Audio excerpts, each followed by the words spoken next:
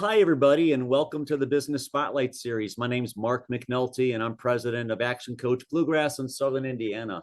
Today, I have Patricia Kim, CEO of JJC Maintenance, with me as my guest. Today, we're going to talk about her business, her journey to business ownership. She's actually a serial entrepreneur, and some challenges, best practices, and share a little peek into what it's really like to build and operate a business. Now, if this is your first time watching one of our interviews, please subscribe to the channel so you get notifications when we add additional interviews like this. So Patricia, welcome and thank you for being here today. Thank you. Thank you for inviting me. Great to have you here. So why don't you go ahead and tell our listeners a little bit about JJC Maintenance and how that came about and what you're doing. Well, I came to the United States about 43 years ago as an immigrant from South Korea. I grew up here from middle school to high school to college, and I went to University of Louisville and graduated in way back. And my husband and I, we owned the business for 24 years. But when my kids were all grown, and then I have realized that I wanted to do something for this community again because I am who I am for today. So I really appreciated what I can do for this community now time. So I had more flexibilities, and then I have decided to do something. And my husband was suggesting, because I speak Korean and English, so I can be a medical interpreter. So I did train for certified medical interpreter, but we have a very small Korean community in Louisville and Southern Indiana area. So it wasn't taking that much time after my kids are all gone to the college. So I have decided to open up the business, and my husband was telling me that again. He said, well, everybody else is going to be slowing down, and I don't know why you're adding on. But I really wanted to pay back to this community. So I started my business in 2016, June of 2016. And my first year revenue was like $36,000 at the end of the year. But I started myself as I'm going to have a scholarship program. Once I get the revenue, I have decided to do the scholarship programs for my employees or their children. So the first scholarship, it was only $2,000, but to me, it made me really happy. And the recipient was very happy to receive. Now he's a really successful businessman in town. So this was continue. And this year, end of 2023, our scholarship has expanded more than $15,000. And one of the reasons that I started was because without the higher education, it is really hard to achieve higher with their life skills and lifetime. So I remember my parents, they didn't speak English, but I mean, they're telling, three of us, my siblings, that we must go to colleges. So we went there, and that got us to where we are today. So I have decided to pursue same dreams to our community. So anybody who's joining the JJC, I was asked them at the end of the year, if you have any children who's ready to go to college, please let them have a little essay, write it down so I can look at it, and our managements can look at it. And then whoever gets picked, we give $2,000, $3,000 scholarships for each individuals. And that promotes their parents work harder and then stay longer with the JJC. I started as a janitorial services, and mainly I still have a lot of janitorial contracts, but we are diversified services now. We provide services for not only the janitorial, but restoration services, disinfecting services, lawn care services. We even have lead and asbestos abatement services added on recently. So we are multiplying, and then revenue-wise, and then the number of employees we're multiplying. And I so far have subcontractors to employees to even 1099s to W-2 employees. We have almost 400 employees with us, and we're still growing. Oh, congratulations. That's amazing to build that in 7 years. Thank you. So tell us about kind of who is your typical customer? Typical customers are commercial facilities. So janitorial services, we do not provide any of the residential. We only provide the custodial or janitorial services to commercial clients, and government contracts or private contracts or medical, anywhere. And it could be anybody with a commercial area. Okay. What makes your business unique? There's a lot of commercial cleaners out there. What makes JJC the best? It's really hard to say, but to me, the owner or CEO, myself, has to be very transparent with my team. A lot of times I am seeing a lot of janitorial companies. We have a lot of janitorial companies in Louisville. I mean, big commercial janitorial companies here. But a lot of times their employees do not know what CEO is doing, or they don't know what kind of contracts that we have and how much the contract is. But I'm trying to be very transparent with them. So they know almost 80% of my earning goes out back to them. So they work harder because they know they're the one who's going to bring in more income for themselves. So I don't have anything to lie about or hiding anything to make sure that, good employees stay, and I have to treat them because they're my assets. Right. Okay. Mhm. What's something you wish that people knew about your business that's kind of hidden if you're not, working there? Let me give you the example as a janitorial, because we're a janitorial related business. A lot of times the budgeting from there, we're not cheap, but that doesn't mean that we're expensive either. Because the commercial area that we have to face, a lot of times they think that cheaper will be going farther, but that's why we have currently added on to more contracts, because some of my clients, they go for cheaper contracts and then end up saying like, Patricia, please work with us, kind of thing. So about 3 or 4 companies have done that, and they're very major big contracts that I have. Okay, awesome. What's your current role in the business? I know, as we talked earlier, you're not out there doing any cleaning. So what's your role as CEO? As a CEO, I am overseeing everything. I have an administrator and I have a general manager. So my thing is taking care of getting the contracts so I can add on to whatever. And then a lot of times I do not get to hear the detail about cleaning or customers' issues because it has been taken care of before 24 hours, because that's our policy. And when there's an issue arises and we have a chain of command system, I'm the last one to find out anyway. But a lot of times before it comes to my attention, it is solved with their working supervisors in each place. So my role is to take care of getting the contracts done. Okay. All right. So you're doing a lot of business development. So tell me a little bit about your marketing. So how do you market? How do you get new clients? When I first started the business, it was really hard to do the marketing because the dental lab services, we didn't even have to do the marketing. And then my specialty was not in the marketing. I was studied in special education. So it was a completely different field than what I was expected. Marketing was really hard, but somehow I got involved in, I am being woman owned and minority owned. I was very blessed to meet with Kentucky State Government Diversity Group. And then they were reaching out to me and, asking about how to file for like women minority owned certifications. And so once I apply for that and they start sending emails, marketing events, or the bids, or any kind of connections out there, they're not going to be actually connecting directly this customer to me, but it was a connection there because one at a time and more. And then sometimes it didn't make any sense that I was participating in some of the meetings, but I realized that everybody needs cleaning. So that's what I was thinking. So I showed up everywhere. And that got into different kind of aspects. And then also I will start finding the value of meeting other people. And some of them got to know me and then, let me try you, or, those kind of situations. But most of the big contracts, it was through a bidding system. Right. So what was the transition to becoming a business owner like? I still don't feel like I'm the business owner.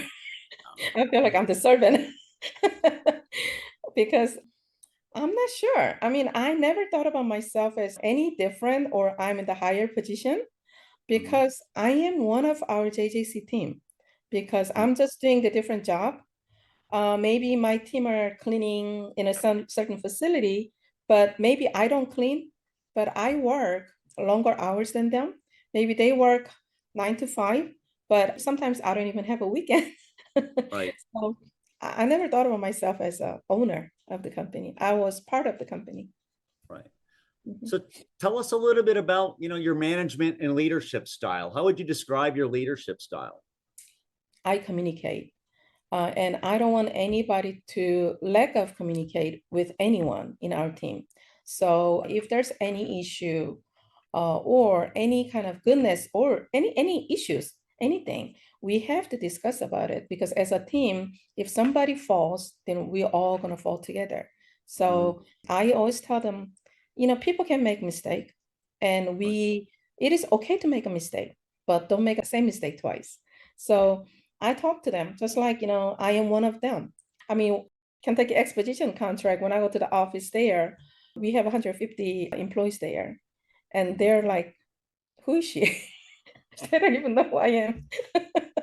So, but it's okay. It's okay. I'm okay. I mean, I love to be part of with them. So I work with them and I eat with them. I communicate with them.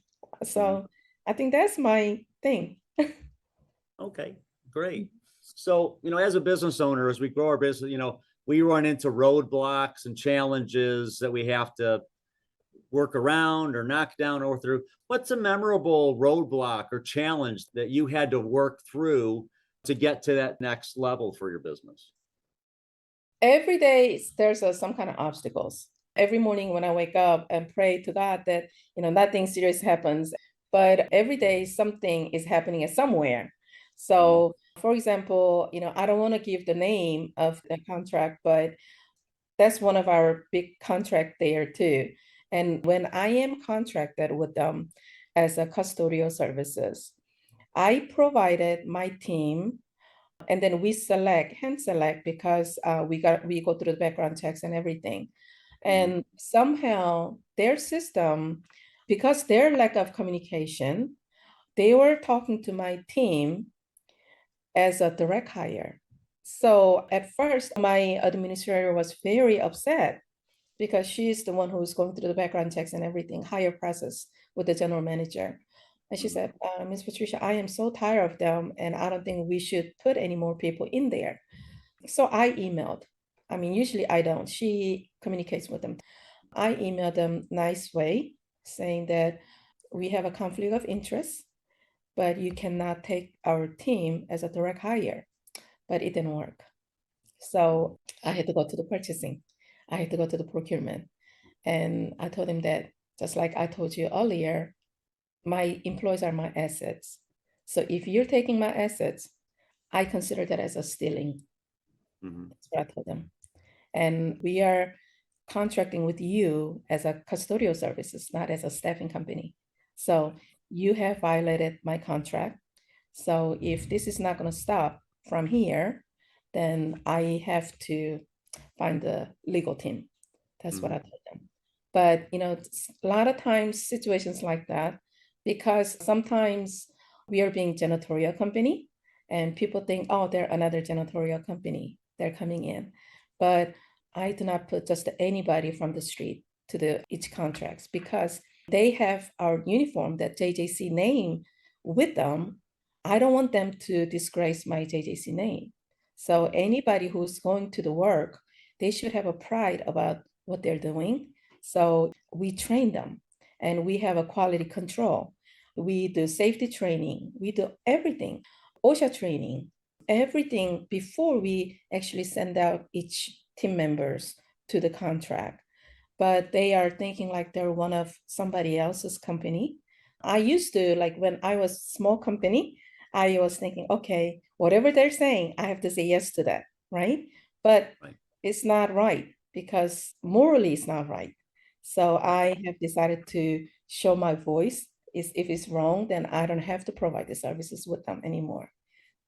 Those Okay. are very challenge obstacles, but I usually talk to, from their lowest supervising to management team first, and then we're moving up to purchasing or, procurement departments, or even, if I have to go, I talk to their legal team. Right. Mhm. Okay. Let's talk about your team for a little bit. You've got a large team. So what are you doing to develop leaders and to build the leadership and new managers, supervisors? What kind of things do you do to build that and train internally and develop your management team? Our supervisors and up, they have to have a mandatory safety training, OSHA training. And then because not only we are cleaning, we are doing the construction cleanups to even abatement services. Those are very environmental cleanings. And Mhm. so all my teams, whoever wants to step up as from whoever they are from that position, they have to go through the quality control system. So my general manager, he's certified with OSHA training, CDC. He is equipped to communicating, and then sometimes I send him to different school or educational learning system to how to talk to the client, because sometimes I'm not expecting my managers or supervisors to be all graduated from college. I cannot afford to own the business. So when I'm talking to somebody like in front of you, you got to know who she is or he is, their position is. So I send them to learn how to speak, or I, show them how to respect. And same time, when we are respecting someone, they have to respect us back. So that is going to be changing to my next level that I am working right now to be branding of my company. Okay. So they all have to go through trainings, all diversified trainings. Okay. So where do you see your business 3 to 5 years from now? What do you think it's going to look like in 3 to 5 years? What do you want it to look like? I don't know about the revenue wise, but I'm just hoping that everybody, as soon as they hear about, oh, JJC Maintenance, they're going to say, oh, that's JJC Maintenance. So I want to make my company as a brand. I mean, just like women love to go to shopping and they want to buy a brand names without it doesn't matter how much it costs, but still because of the name, we want to purchase them. But behind the name, probably it has a very good quality in there. So I Mhm. want my company to be very good quality and good feedbacks, and people can say, hey, we're using JJC as a proud. I want to make my Okay. company grow as a brand name. So what's your biggest goal for 2024? Are you a goal setter? Yes, I'm a goal setter. What's your big goal that you could share for 2024? 2024, my JJC, it's not going to be expanding thing, but our mayor has announced that Metro City is going to be lead-free services. So Mhm. we have now largest data from the Metro City government with inspectors, and then we have assessors and the laborers and everything. So Mhm. that is going to be my next focus that I am putting in for only for 2024, because janitorial contracts, we are okay. But this is a new thing for us. So I want my people to feel comfortable about going out, doing providing the services with everybody. And I believe mayor has made an ordinance about before the house was built before 1978 or 79. They Mhm. have to have lead test done. So that's why I was getting ready for my team to get prepared for the Okay. future. Okay. Awesome. Remind me again of the wide variety of services you provide. It's cleaning, it's restoration. I want to make sure everybody knows the breadth of services and Okay. that doesn't get missed. We provide janitorial services and professional floor maintenance, restoration services, 24-hour services. We provide disinfecting services. That has happened during the COVID time. And then we have now lead and asbestos assessment, abatement, inspection services that adding Okay. on. And then we have lawn care services as well. Okay. So basically grounds maintenance. Yes. Okay. Awesome. That's great. I want to make sure everybody really understood the breadth of services you provide. Great. So I've got our last few questions here, kind of quick ones. First question is, what is your key to success? Honestly, I'm not sure. I mean, it's just being me, I guess. I don't know. I mean, I never thought about me being successful. I never thought about as myself. I am getting there, but I don't think I'm successful yet. From the day one to until today, I'm just being me and then All work. right. Mhm. I like that answer. So what's one piece of advice you would give to other business owners? Don't give up. I didn't get contracts for 3 years. So my contract actually started I guess my first contract to until now, a little bit over 4 years now. About 3 years, I didn't get any contracts because I did not know what I was doing. But don't give up. I didn't think I would be who I am today. And then now, because of JJC and during the COVID time, we have gained so much income that I was not expecting. Now I just open up our DDM services because I set aside for that whatever the income that I made through. We did disinfecting services. My first contract for JJC was with the Kentucky Transportation Cabinet at District 5 at Westport. And the facility manager, she was very particular. So she even has a ruler stick and go to the bathroom and measures how much toilet paper in each stall. So, but it was a good lesson. It was really hard lesson, hard training. But because of that, and she knew that how good we were and we were customized for their need, she has what put the good words for our team to the Kentucky Transportation. And we end up providing contracts for disinfecting services for 124 counties in Kentucky. Oh, So, awesome. So that's how we got really big. Okay, good. What's a book you've either read or listened to or a podcast that you've done recently that you would recommend to other business owners? Well, I just finished my Korean book because I want to keep Korean going because, most of the times I speak English and, my community is English speaking. So I try to read Korean books. And then one of the book that I read, it was written by a Korean author. And she was telling about don't try to be the best. That's what the book is about. Just try your best, but don't try to be the best Okay, because there's always somebody who's going to be better than you. That's right. what the book is about. Okay, So I guess the book is teaching me don't be conceited or arrogant. okay. So that was a really good book that I read, but I wish that I can say it more in English because Right. it's in Korean book. All right. Well, that just the message that you're learning is Mhm. great. So if you had to choose one area of your business to improve immediately, what would that be? That is going to be kind of tough. Yeah, I guess my communication skill Okay. to them. I know how to be nice, but I don't know Mhm. how to be strict and be Oh, a business owner. all right. So, a lot of times it is okay to be not okay. I have to be more business minded. Mhm. All right. So good. That's something that we teach business owners. Our business can only be as big or as good as we are as the leaders. Improving as the leader needs to happen so that the business can then grow another level. All right. So, Patricia, I've got one last question for you. And that is what inspires you the most today? I probably said it in earlier. I came here and not even speaking. I mean, I didn't even know my ABCs. I came Mhm. to Louisville 43 years ago.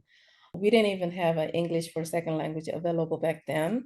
So my situation was either sink or swim. Mhm. So I swam, I guess. And then because of that, I wanted to give it back to the community. Mhm.